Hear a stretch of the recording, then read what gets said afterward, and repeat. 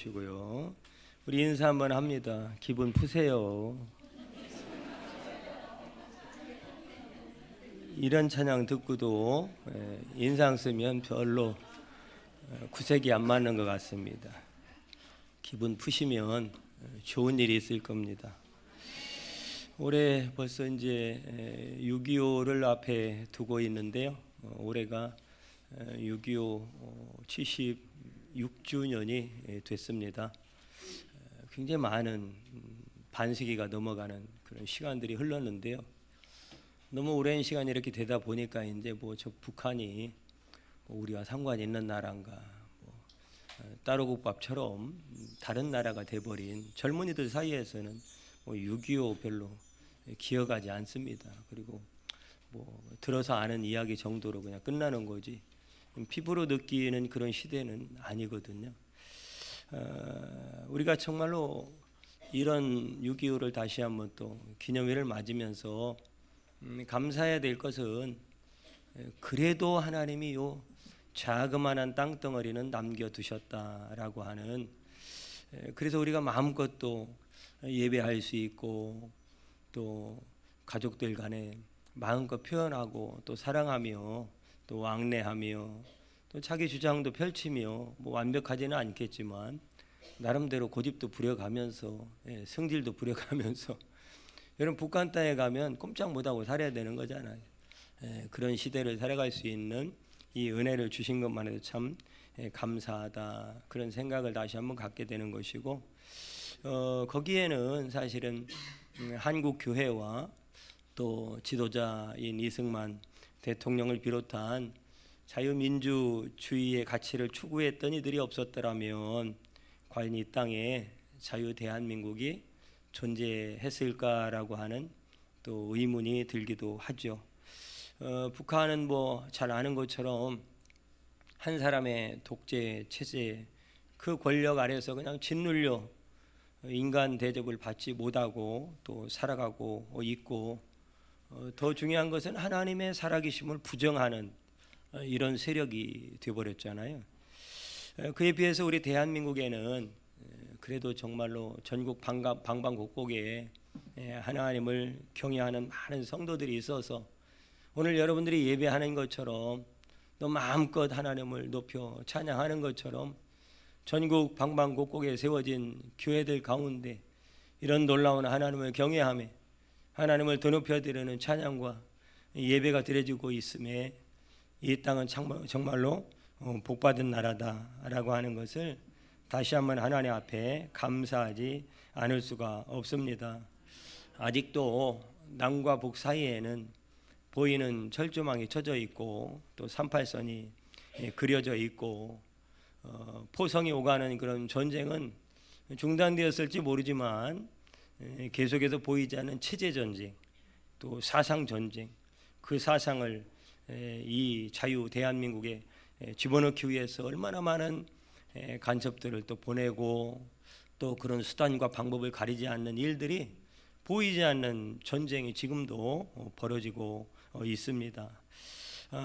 그런데 과연 이렇게 계속 북한과 대한민국이 이렇게 대결하는 이 국면 가운데 언젠가는 누군가는 지금 이기고 있고 앞으로도 이길 것이고, 누군가는 결국은 패하게 될 것이고, 누군가는 지금도 이겼다고 말하지만 패하고 있을 것이라는 거죠. 한쪽이 이기면 한쪽은 패하는 거니까요.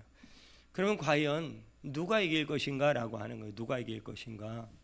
우리는 당연히 우리가 이기지요, 우리가 이기겠죠, 우리가 이기고 있잖아, 이렇게 생각할지 모르지만 마음 한구석에는 또 한편으로는 참 불안한 그런 감정을 지울 수가 없는 거죠.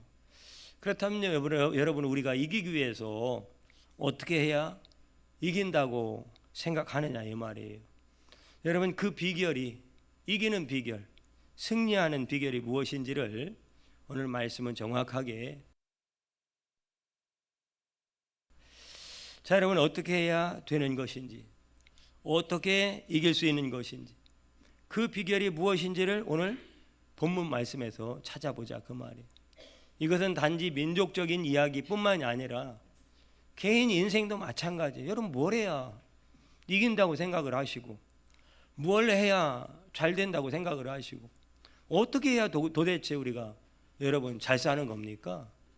여러분, 오늘 이 말씀이 여러분 평생의 기준점이 되고 깊은 마음에 새겨지는 하나님이 우리에게 주시는 이 시대의 마지막 말씀이다 생각을 하고 받으시면 여러분 인생에 놀라운 하나님의 새로운 역사가 시작될 줄 믿으시기를 바랍니다.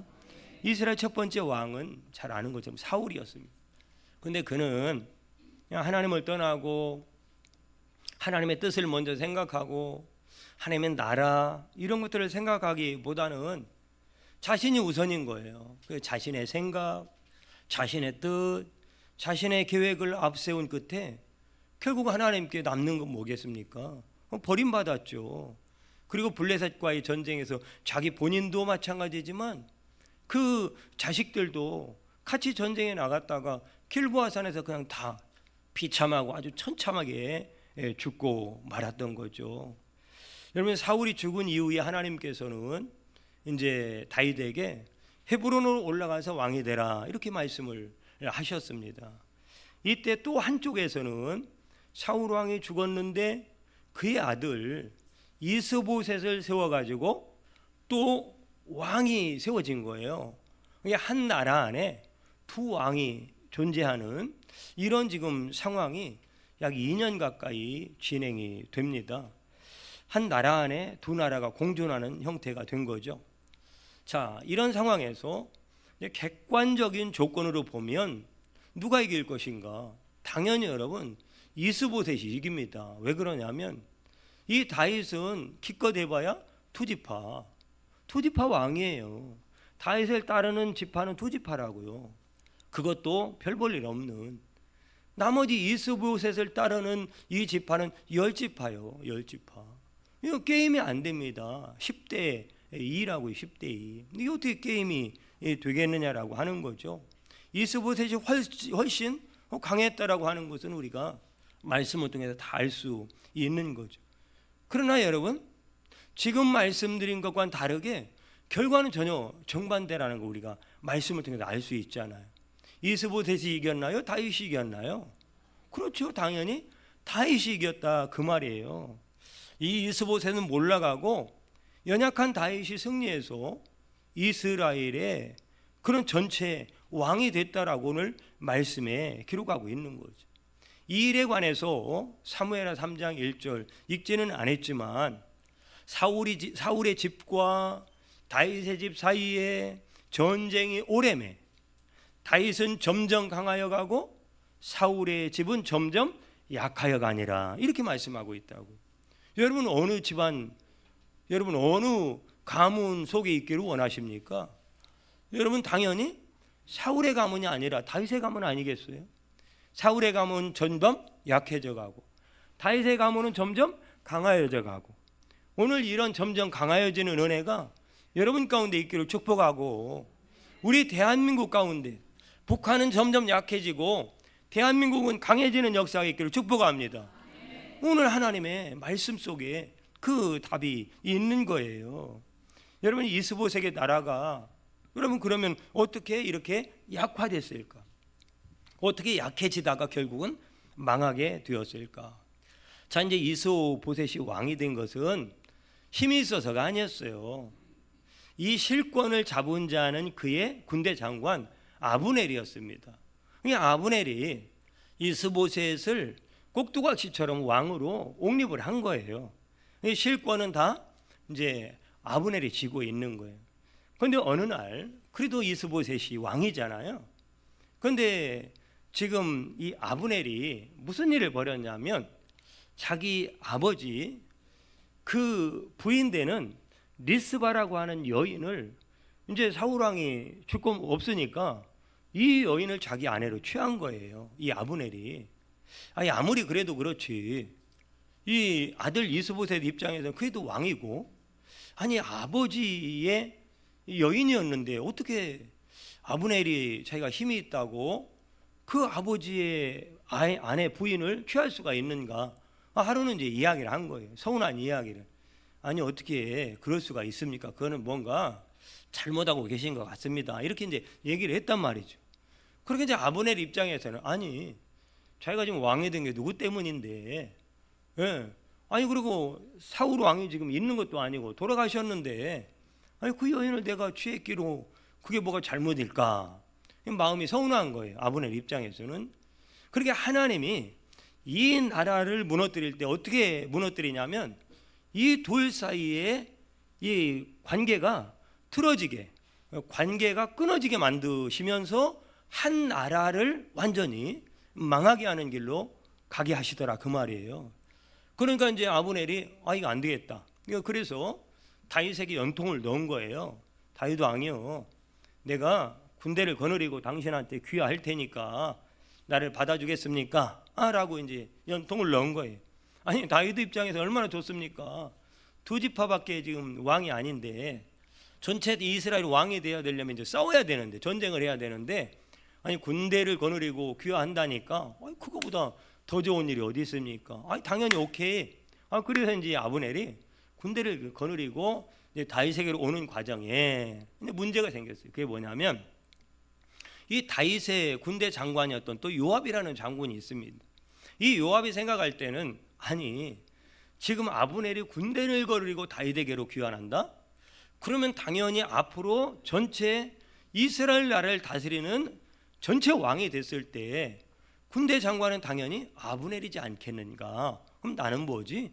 거기서 밀려날 것을 생각을 한 거예요. 그래서 다윗 모르게 이 아브넬이 다윗에게 귀화할 때 아브넬을 죽여버린 거예요. 살해한 거예요. 다윗에게 묻지도 않고. 이 소식이 이스보셋에게 전달이 된 거예요. 왜? 이스보셋은 완전히 이제 절망이 찾아온 거죠. 아브넬 때문에 왕이 됐고 아브넬이 없다면 그 나라를 어떻게 지키겠냐 이 말이에요. 그것을 주변에 있는 신하들이 아는 거예요. 그러니까 결국은 이 이스보셋을 주변에 반란을 일으켜서 또 죽입니다. 그렇게 해서 이 사울 왕가가 완전히 이제 몰락을 하게 되는 거예요. 여러분 3절 말씀에 보면 이렇게 나와요. 이에 이스라엘 모든 장로가 헤브론에 이르러 왕에게 나오매 다윗 왕이 헤브론에서 여호와 앞에 그들과 언약을 맺음에 그들이 다윗에게 기름을 부어 이스라엘 왕으로 삼으니라. 자, 이제 명실상부한 12지파에 드디어 이런 배경을 뒤로하고 다윗이 이스라엘 전체의 12지파의 통일 왕국의 이제 왕이 되는 장면을 말씀을 하고 있는 겁니다. 자, 그 이후에 다윗의 나라는 막 흥왕하는 거예요. 부흥하는 거예요. 그래서 그냥 전에도 후에도 볼 수 없는 굉장한 태평성대를 이제 누리게 되었습니다. 사울 왕과는 패배했고 다윗은 승리한 거예요. 여러분 그러면 다윗은 어떻게 승리한 것이냐 이 말이에요. 지금 제가 배경을 다 설명했는데 다윗이 어떻게 승리했지? 어떻게 승리했지? 그 답은 딱 하나입니다. 그 답은 하나라고요. 하나. 저와 여러분들이 인생에 살아가면서 이길 수 있는 지금 형편은 다윗처럼 너무 연약하고 희망이 없어 보이지만 실제적으로 모든 군사력과 힘은 아브넬과 이스보셋이 가졌지만 다윗은 승리했다고요. 그럼 저와 여러분들이 승리하는 비결은 스펙 아니에요. 여러분 스펙도 아니고 경험도 아니고 여러분 흙수저 뭐 금수저 얘기하는데 금수저도 아니고 여러분 다른 거 아무것도 없어요. 오늘 다윗 왕이 이기게 된 것은 그것은요 하나님의 마음이 누구에게 있는가 요 한 가지입니다. 하나님의 마음이 누구에게 있는가. 하나님의 마음이 그 청년에게 있으면 그 청년 잘 됩니다. 아시겠어요? 그런데 하나님의 마음이 그에게 없는 동안에는 흑암입니다. 어둠에 절대 길이 열리지 않습니다. 그럼에도 불구하고 내 인생에 길이 열렸다면 착각하지 마세요. 누군가 내 스펙이 좋아서 어느 때는 열릴 거야가 아니라 나는 어둠이었지만 누군가 나를 위해 눈물로 기도하는 그 마음 가운데 하나님의 기름 부으심이 있었기 때문에 오늘 내 길이 열어진 줄 아시길 바랍니다. 속으면 안 돼요.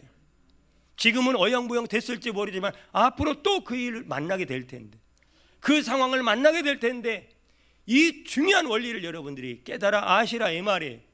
하나님의 마음이 있는 사람이 승리한다. 하나님의 마음이 구고되어 있으면 그 직장, 그 사업장, 그 교회는 반드시 부흥한다라고 하는 거예요. 여러분, 이 하나님의 마음이 다윗에게 있었기 때문에 다윗은 승리한 것이고, 잘 보세요. 다윗은 지금 설명을 하잖아요. 베들레헴의 목동에 불과하던 그에게 사무엘 선지자를 보내서 기름 부음으로써 이스라엘 왕이 되라 라고 말씀하신 분도 하나님이셨습니다. 그리고 또한 그 사울의 수도 없는 죽이려고 하는 공격과 그런 위협 속에서도 생명싸개 속에서 딱 보호하시고 다윗을 지키셨던 분도 하나님이셨고, 헤브론으로 가서 왕이 되라 말씀하신 분도 하나님이셨어요. 그게 뭐예요? 앞길을 인도하는 거잖아요. 헤브론으로 가서 왕이 되라. 그 앞길을 누가 인도하신 겁니까? 하나님이 인도해 주신 거예요. 거기로 가라는 거예요. 여러분, 우리 젊은이들 또한 공부하고 있는 아주 우리 중고등학생들, 아동부들, 하나님이 가라고 하는 것이 어딘지를 밝히 보는 비전이 열리길 축복합니다. 이게 비전인 거예요. 이게 비전. 그러니까 여러분, 그가 왕이 된 이후에도 마찬가지예요. 그 연약한 다윗이 두 지파 왕이던 다윗이 12지파의 왕이 됐다고 대단한 거 아니거든요. 그런데요, 이상한 현상은 주변의 대단한 나라들도 그 앞에 무릎을 꿇고 그 다윗 왕가에 조공을 바치는 거예요. 그리고 주변 나라들은 이 다윗 왕을 두려워하는 거예요. 이스라엘 나라를 두려워하는 거예요. 점점 그를 강하게 하시고 또한 그를 사람들로 두려워하게 하고 그 권위 아래 복종하게 하고 조공을 바치게 하신 분이 누구라는 거예요? 하나님이 다윗과 함께하고 있기 때문에, 하나님이 다윗 가운데 머물고 계시기 때문에, 이 다윗, 하나님의 손이 다윗과 임마누엘 하고 계시기 때문이다라고 하는 거예요. 그래서 사무엘하 5장 10절 말씀에 보면요, 이렇게 말씀하고 있습니다. 정확히 같이 읽습니다. 시작. 만군의 하나님 여호와께서 함께 계시니 다윗이 점점 강성하여 가니라. 할렐루야. 하나님이 함께 하니까 점점 강성해 가는 것일 뿐이고, 하나님이 그 은혜의 손을 거두니까 쇠락하고 망해 가더라, 그 말이. 이건 역사가 보여주는 것이고 성경 전체가 보여주는 거예요. 여러분, 오늘도 하나님이 함께하는 사람이 강해지는 것이고, 하나님이 함께 하시는 교회가 부흥될 것이고, 하나님이 함께하는 나라가 승리하게 될 줄 믿습니다. 반대로 말하면 아무리 대단한 자질과 뛰어난 능력이 있어도, 또한 대단한 스펙을 쌓아도 하나님의 마음이 떠난 사람은 결국은 망하게 될 것이라는 것이 성경에 선포된 말씀입니다. 아무리 대단한 교회일지라도 하나님의 영이 머물지 않으면 쇠락하고 말 것입니다. 아무리 대단한 선진국이라 할지라도 하나님이 함께하지 않으면 버림받는 나라가 될 수밖에 없다는 거예요. 여호와 하나님께서 함께하셔서 다윗이 점점 강성하게 갔다는 이 말씀이 오늘 여러분들의 말씀이 되기를 축복합니다. 우리 비전교회도, 우리 대한민국도 이 말씀대로 이루어지기를 축복합니다. 우리나라가 1945년에 해방이 됐잖아요. 해방의 기쁨은 잠깐이었고, 신탁 통치를 또한 하기 위해서 그런 명목으로 북쪽에는 이제 공산주의가, 소련이, 이 남쪽에는 이제 자유민주주의, 이 미국이 이제 통치를 하게 된 거죠. 북한은 김일성을 꼭두각시로 내세워서 공산주의 체제를 만들었습니다. 38선을 기준으로 그 아래는 미군과 많은 이들의 수고 가운데, 성도들의 눈물 가운데 자유민주주의의 대한민국이 생겨나고 자리를 잡게 된 겁니다. 여러분, 당시 남한보다 북한이 훨씬 강했습니다. 다 알잖아요. 예, 전쟁이 일어났는데 쓸 무기가 없는 거예요. 쏠 총알이 없고 총이 없고. 그런데 그에 비해서 막 북한은 그냥 막 탱크로 그냥 막 수도 없는 그냥 공격을 감행하면서 막 밀고 내려오는 거예요. 여러분 6.25 이전에 북한은 탱크도 많고 다른 무기들도 많고 6.25가 발발했을 때 우리는 그냥 속수무책으로 그냥 하염없이 그냥 막 무슨 뭐 고속도로 달리듯이 막 밀려 내려온 거 아니겠습니까? 여러분 전쟁이 끝난 이후에도 마찬가지예요. 북한이 여전히 강했습니다. 북한에 여러분 압록강 근처에는 수풍댐 아시죠?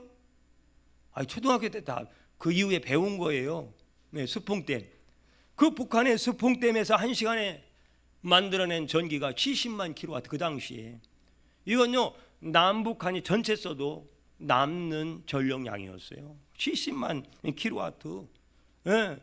그러니까 이게 1965년 기준으로 북한의 전력 이 생산량이 우리 대한민국에요 4배나 됐으면 4배. 무슨 얘기냐?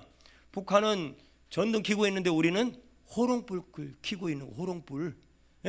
그 정도 차이가 바로 전력 차이였었다 이 말이에요. 북한이 그만큼 강했었다라고 하는 거예요, 여러분. 1970년에 1인당 국민 소득이요. 저 북한은 384달러. 우리 대한민국은 여러분 275달러. 거의 100달러 차이. 적은 게 아닙니다. 국민 총 생산 1인당. 적은 게 아니에요. 월등히 북한이 잘 살았다 이 말이.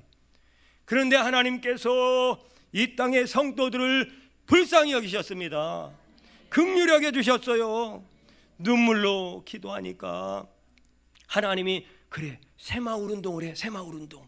한 지도자를 세워서 새마을 운동을 하게 하시고 경제개발 5개년 그것을 계획하게 하시고 또한 막 그냥 그들이 독일로 가서 광부가 되고 간호사들이 막 가서 그냥 외화를 벌어오고 달러를 벌어오고 또 월남전에 가서 전쟁을 하면 1인당 달러를 얼마씩 쳐줘가지고 그것을 가지고 와서 그것이 경제 부흥의 자양분이 됐던 거예요. 그것을 다 경제 활성화에 경제 부흥에 투자를 한 거예요.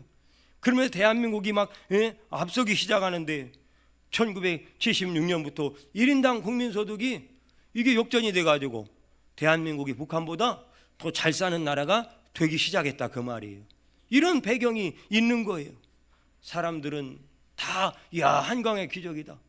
여러분 외국에서도 한강의 기적이다 라고 말하지만 한강의 기적이 아니라 여러분 하나님이 이 땅 대한민국에 베풀어 주신 축복인 줄 믿으시길 바랍니다. 다른 건 설명이 안 돼요, 여러분. 다른 나라는 뭐 한강 같은 뭐 강이 없습니까? 뭐 바다가 없습니까? 다 있어요. 그럼에도 불구하고 그 놀라운 경제 부흥을 이룬 것, 오늘날 우리가 이렇게 잘 살게 된 것 다른 이유 하나도 없습니다. 하나님이 지혜 주시고 하나님이 지도자 세우시고 하나님이 그 일을 하게 하사 하나님이 길을 열어주니까 막 여기저기에서 경제 부흥을 위한 막 일들이 막 벌어지게 된 것이 하나님의 역사다 그 말이에요. 하나님의 역사. 그러니까 2022년 기준으로 보면 1인당 국민 소득이 북한보다요 56배나 많아졌어요. 놀라지도 않네. 이게 56배로 56만 원 더 많아진 게 아니라 56배요. 국민 소득이. 여러분 무역 수지는요 북한보다 200배. 여러분 이게 일어날 수 없는 인류의 최고의 어마어마한 기적 같은 역사가 대한민국이 여러분 장본인이라니까요.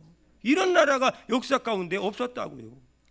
그 이후로 격차는 점점 벌어지고 있죠. 북한은 지금도 굶어 죽는 사람들이 속출하는데 우리나라는 여러분 너무 먹어가지고 버리는 것도 이제 힘들어지고 몸에 붙어있는 살덩어리도 또 빼내야 되고 아주 힘들어. 이게 웬 복이냐고. 웬 복. 할렐루야. 그냥 우리는 복을 노래할 수밖에 없고 그 복을 주신 하나님을 찬양할 수밖에 없다고요. 여러분 북한은 기껏 해봐야 막 풍선이 날라오는데 그 속에 뭐 별거 들어있는 줄 알았더니 온갖 오물만 들어있어요. 그런데 우리는 그거 그냥 또 다 비워가지고 거기다 쌀 넣고 돈 넣고 해서 또 반대로 돌려보내죠. 참 이런 나라가 어디 있습니까? 이런 나라가. 그 나라가 더 강했다니까요. 그 나라가 전력난 4배나 앞섰다니까요. 우리 호롱불 켰다고요. 이게 당연한 게 아니라 하나님이 대한민국을 불쌍히 해서 눈물로 차짓한 바닥에서 장의자에서 엎어져 사면서 집보다도 교회를 더 사랑했고 그 무엇보다도 하나님을 제1순위에 두고 하나님 앞에 나와 무릎 꿇고 기도했던 그 눈물을 하나님이 보시고 불쌍히 여기사 긍휼히 여기사 이 대한민국 성도들의 눈물의 기도를 들으시고 응답하신 축복인 줄 믿으시기를 바랍니다. 여러분, 누가 어떻게 승리하는 것입니까? 그 원리는 간단합니다. 여러분, 하나님을 경외함으로 승리하는 거예요. 개인도, 가정도, 직장도, 사업자도 다 마찬가지. 하나님을 경외함으로 승리하는 거예요. 하나님의 마음이 머물러 있는 자가 승리합니다. 그런데 왜 우리가 이기고 있는데도 확실하게 이기고 있다는 말을 못할까요? 지금 이기고 있는 건 분명한데 왜 이렇게 확실하게 그냥 당연히 우리 대한민국은 이 부흥을 계속 이룰 거야, 잘 될 거야, 안전할 거야, 왜 이 얘기를 확실하게 못하냐 이 말이에요. 여러분, 당연히 하나님이 우리 쪽에 계신 것 같아요. 계셨어요. 앞으로도 계실 것 같아요. 그런데 정말 그럴까는 성경에 답이 있다고. 성경. 그렇게 생각하는 이유는 다른 게 아니에요. 우리가 너무 하나님 앞에 부끄러워졌어요. 그리고 하나님 앞에 너무 부패했기 때문입니다. 너무 교만했고 너무 죄를 짓는 일을 그냥 쉽게 밥 먹듯이 하고 있고. 여러분, 남왕국 유다가 바벨론에게 멸망당한 이유가 무엇입니까? 그 당시에도요, 지금 우리나라처럼 성전에 나가 예배 드렸다니까요. 제사 드렸고 최고의 제물 드렸고, 여러분 하나님 앞에 말씀 기준에서 그렇게 순종했다고요. 그런데 하나님을 알지 못하는 이방민족 바벨론에 멸망을 당하고 마른 것이 현실이었다 이 말. 그게 역사였다 그 말이에요. 그런데 이미 이사야 선지자를 통해서 경고를 하신 거예요. 너희들이 하나님 앞에 나와 예배 드리는 것 같고 제사는 드리는 것 같고 제물은 드리는 것 같은데 너희 마음은 부패했다. 너희 마음은 죄로 가득했다. 온갖 욕심과 탐욕과 다툼과 정죄와 경쟁과 미움과 욕심과 욕망으로 가득 차 있다고 이미 이사야 선지자를 통해서 하나님은 말씀했습니다. 이사야 59장 1절과 2절 말씀에 보니까 여호와의 손이 짧아 구원하지 못하심도 아니요 귀가 둔하여 듣지 못하심도 아니라 오직 너희 죄악이 너희와 하나님 사이를 갈라놓았고 너희 죄가 그의 얼굴을 가리워서 너희에게 듣지 않으시게 함이니라. 이게 바로 이스라엘 남유다가 망하게 된 이유다 그 말이에요. 그런 측면에서 볼 때 여러분, 하나님이 이 민족과 함께 할 것 같지만 사실은 이 말씀에 비추어 보면 대한민국 큰일 났어요. 큰일 난 게 맞아요 여러분. 영적으로 큰일 났다라고 하는 이 깨달음을 우리가 가져야 되는 거예요.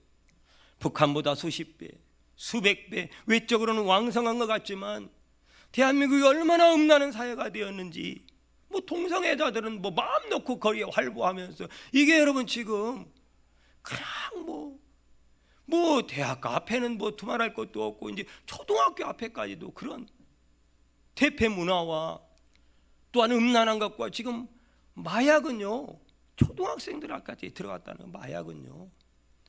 여러분 청송교도소 제가 다녀왔잖아요. 그때 했던 얘기가 뭐냐면 지금 그 교도소 들어오는 10분의 1 이상이요 마약사범이란다. 마약사범. 예? 이제는 그전에는 사기범들이 많았다는데 지금은 사기범을 능가하는 이게 마약범들이 마약범들. 이런 것들이 공공연하게 전 방방곡곡에 지금 안 들어간 데가 없고 여러분 이렇게 부패하고 죄로 난무한 이게 바로 대한민국이다라고 하는 거예요. 여러분 하나님 앞에 회개할 일이 너무 많아요. 너무 많아.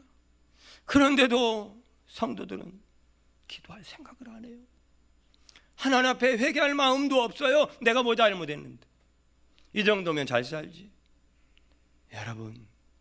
여러분 하나님 말씀대로 경건하게 예배하며 사는 거 참 칭찬드립니다마는 그러나 여러분 세상은 몰라요. 세상은 몰라요. 세상 사람한테 기도하라고 할 수 없어요. 그러면 이 민족의 죄를 누가 품고 기도해야 되느냐? 하나님 앞에 먼저 부름받고 은혜 받은 저와 여러분들이 민족의 죄를 품고 하나님 앞에 나가 기도해야 될 줄 믿으시길 바랍니다. 그런데 내가 별일이 없다고요? 내가 여러분 기도할 거리가 없어서 기도하지 않는다고요? 이 모습을 바라보는 하나님의 마음은 얼마나 가슴이 답답하겠느냐 이 말이에요. 이스라엘 남유다가 망하게 된 이유를 안다면 여러분, 우리는 그럴 수 없는 거잖아요. 하나님의 말씀을 조금이라도 묵상하고 조금이라도 귀 기울인다면 우리는 그럴 수 없는 거잖아요. 하나님은 그런 이스라엘 가운데 남유다에게 무엇을 요구하셨습니까? 이사야 1장 16절 말씀에 보니까 너희는 스스로 씻으며 스스로 깨끗하게 하여 내 목전에서 너희 악한 행실을 버리며 행악을 그치며, 그렇게 말해요. 행악을 그치며 스탑! 죄를 멈추라는 거예요. 죄를 멈추라는 거예요. 죄를 멈추라. 여러분, 하나님을 아는 성도들이 회개하지 않으면 회개할 사람 없습니다. 기댈 사람도 없어요. 우리 대한민국 전체의 죄를 대신 짊어지고 하나님 앞에 무릎을 꿇지 않으면 지금까지는 잘 버티고 살아왔는지 모르지만 희망이 없는 겁니다. 우리 대구비전교회가 회개하는 일에 앞장섰으면 좋겠습니다. 저와 여러분 모두가 회개하는 일에 앞장섰으면 좋겠습니다. 우리 교회 성도들 한 사람 한 사람이 영혼이 맑고 깨끗한 정결한 신부가 되기를 원합니다. 소돔과 고모라 성에 의인 10명만 있어도 멸망하지 않을 거라고 하신 하나님 말씀대로 대한민국의 교회들만 정신 차리고 성도들만 바로 서도 하나님은 이 땅에 다시 한번 앞으로 계속 이 승리를 주실 줄 믿습니다. 그 일에 우리 태구비전교회가 저와 여러분 한 사람 한 사람들이 불씨가 되고 하나님의 붙들림 복음의 주역들이 될 수 있기를 주님의 이름으로 축복합니다.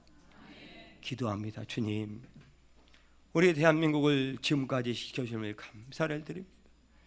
그러나 불안한 것은 어쩔 수 없는 현실입니다. 죄가 너무 당당하게 난무하고 있고 죄를 죄라고 말할 수 없는 시대를 살아가고 있습니다. 주님, 세상 사람에게는 소돔과 고모라 백성에게는 희망이 없었습니다. 그들에게 말하지 않았습니다. 하나님은 소돔과 고모라 땅일지라도 의인 10명만 있다면 내가 그 성을 지키겠다고 말씀하신 하나님, 대한민국을 그 축복의 장중에 붙들어 주셔서 다시 한번 한국교회가 회개하는 자리로 나아가길 원합니다. 하나님의 의인 10명이 여기 있다고 하나님 앞에 당당히 기도할 수 있는 대한민국 교회들이 되기를 원합니다. 그 일에 우리 비전교회가 복되게 쓰임받을 때 하나님의 기쁨이 되고 이 민족의 소망이 되고 세계 열방의 선교의 등불이 될 줄 믿습니다. 그렇게 반드시 축복하실 살아계신 예수님의 이름으로 기도드립니다. 아멘.